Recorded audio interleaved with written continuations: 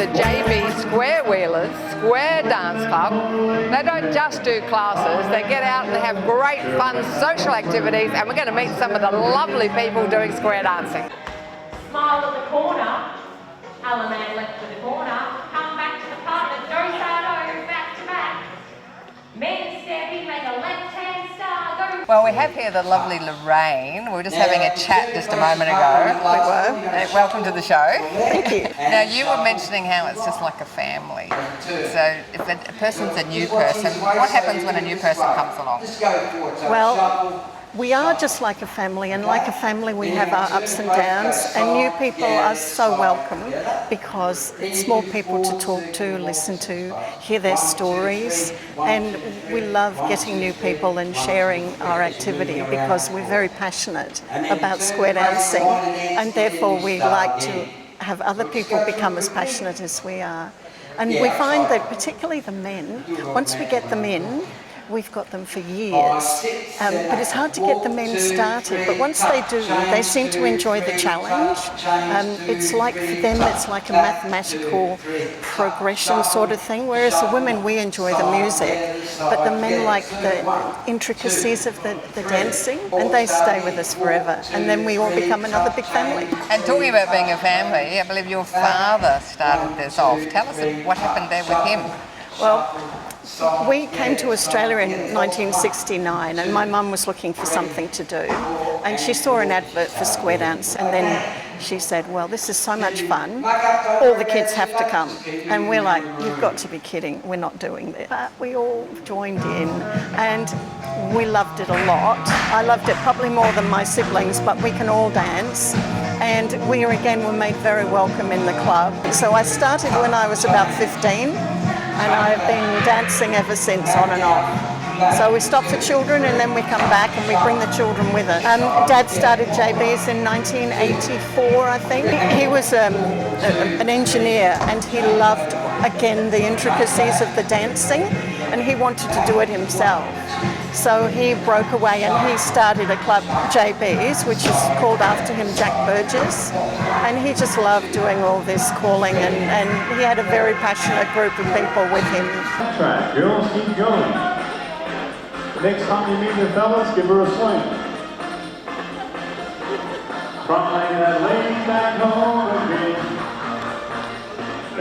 So we're into square dancing. I've just had a go myself. That was really, really fun, really, really interesting. And I met this lovely lady called Duna. Hello, Carol. Hi, Duna. And Duna has been dancing all around the world doing square dancing. Duna, how many years have you been doing square dancing? About 15 years. 15 years. And I did some in college way back 100 years ago. 100 years ago.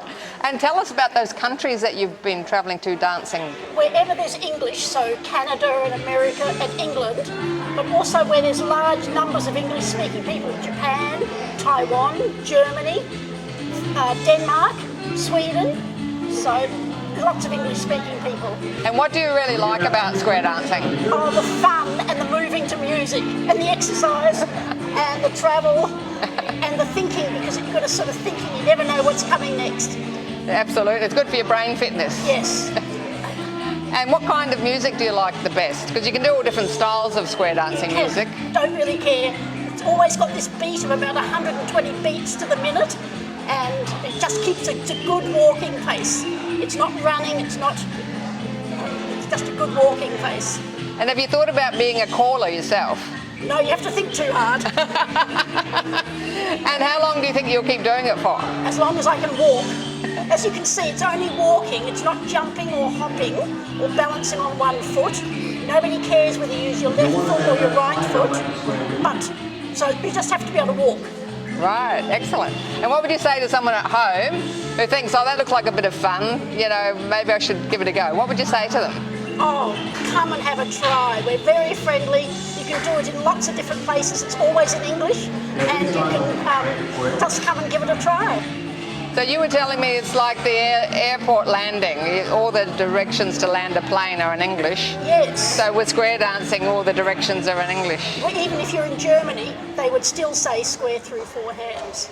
Now, if a bloke's sitting at home and he's feeling uncoordinated, but he thinks he wouldn't mind getting out and about on a Saturday night, What would you say to a beginner who's never done square dancing before? Here we go.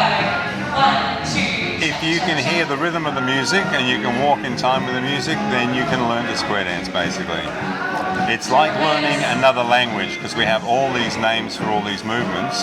Probably will take about 10 months to learn the whole language, and it's fun along the way as well. And for a while you're a slow learner and all of a sudden you go, I can do that. So yeah, don't sit at home waiting for it to happen. Get out and make it happen. Come and watch for a while. People don't come here to get a partner, they come here to have a good time with people of the opposite sex. Yes.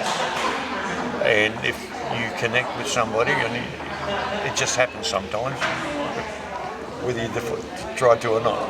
And that's a bonus, if you meet somebody that's on the same wavelength as you. But most people here, we've got a lot of single ladies here and a few single guys. And some of them just want to stay single, they just want to come and have a dance. There's nothing wrong with that. So tell us about how you and Mike met then.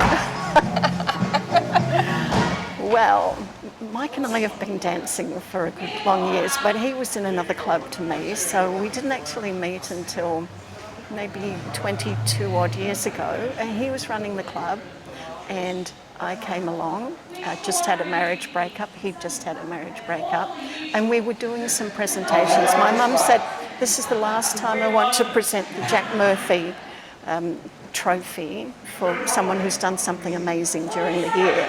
And she said, I don't think I can get through this by myself. You need to come and hold my hand.